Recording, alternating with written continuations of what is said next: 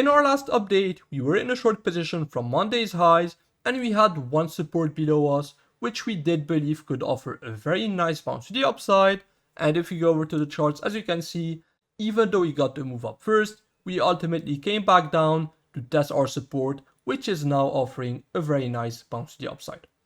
So as usual, before we dive into today's price action and what you can potentially expect next, let me quickly recap what we did.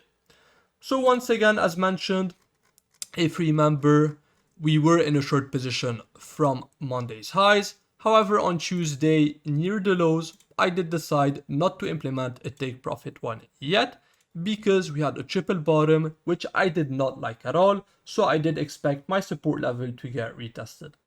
However, after the update, when I saw this nice bounce to the upside and the recovery of the 4-hour imbalance, I did decide at this point to implement a take profit one on my short position, even though I still really disliked the lows. And in the end, this proved to be the safest decision because we ended up getting a very strong move to the upside. However, at this point, my view had not changed at all. These were actually the ugliest lows that I had seen in a very long time. And in my opinion, that's one of the main reasons why this move up could not hold up. That's because we had super ugly lows left behind and this entire bounce, as you can see, got given back. Because once again, at the end of the day, ugly lows and highs, of course, are meant to be taken out. And at this point, my support level, of course, had not changed. It was still the same one. So I wanted to see a drop before seeing a reversal to the upside. And this time we had a very nice confidence to expect the bounce, and that was that we had a very ugly 12-hour wick above us to get recovered. If I show you the chart, this is the 12-hour chart, and you had this very ugly wick that would be recovered in my opinion. So what happened? We dropped into my support with an imbalance, we got a reaction, but this one was a bit too quick for me to catch it. And in any case, even though it was a nice reaction, I did analyze the potential of getting another low before reversing to the upside.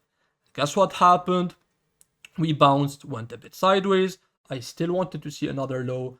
Guess what happened? We came back down, put in another low, but unfortunately, bit of a stupid decision, I have to admit, but I did decide not to open a long position.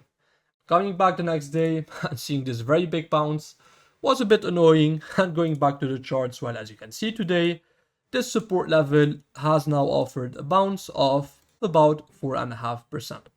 So with that said, very nice analysis this week. On Monday, if you remember, I did expect price to go sideways before taking out the high again and then reversing to the downside. And on Wednesday, same thing.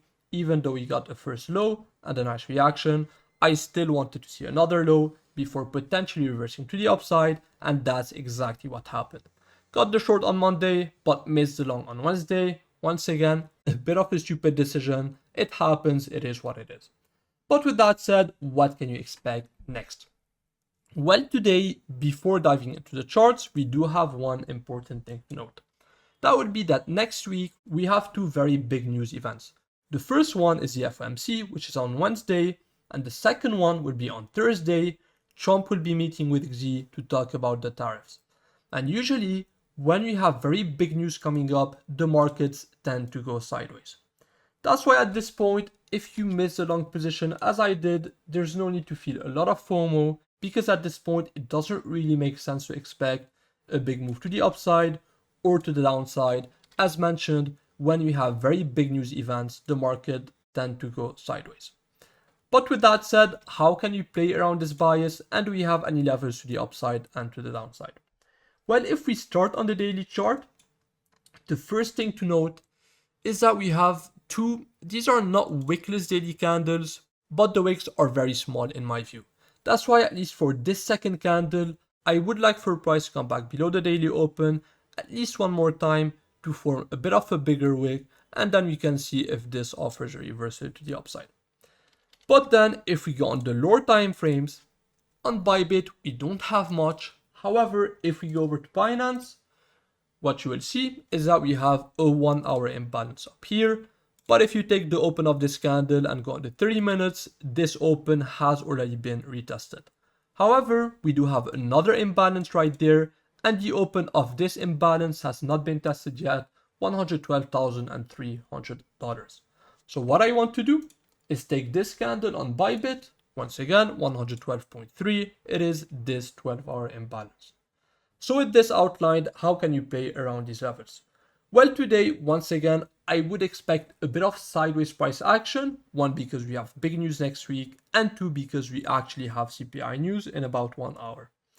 Ideally, what I would like to see is a bit of a drop going into the CPI, maybe get a bit of a quick dump during the news, but then reverse it to the upside, fill this imbalance, spend a bit of time up here to chop longs just before Friday's close, and then dump it back down just before the CME close and form the weekend range down here, somewhere around the daily open ideally.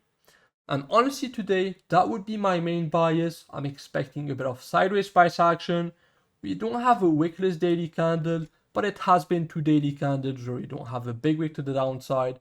So ideally today, come down, form a bit of a bigger wick, come back up, fill the 30-minute imbalance, spend a bit of time up here to chop the longs, and then reverse it just before Friday's close and form the weekend range around the daily open. Of course, I could be wrong, in which case, of course, if we get a big move up, let's go on to higher time frames. If we get a big move up, be aware of this area above, but I'm not really expecting this to happen. If it does, it will be a very obvious sell the news event in my opinion. Plus it's Friday, so I'm not expecting a very big move. And to the downside, this support area has offered very good lows. So today, once again, it doesn't make sense to expect a very big dump to take out these lows. That's why, one final time, ideally, in my opinion, we go sideways, potentially test this imbalance above, and if we move up with imbalances, get a nice reaction, then personally I will be interested in short position to potentially take it back down just before the weekly close and then form the weekend range down there. And of course, in any case, whatever happens, I will be back on Sunday and outline the next weekly plan during our live stream. So with all of that said, as usual, if you guys enjoyed this update, don't forget to leave a like and subscribe, and I'll see you in the next one.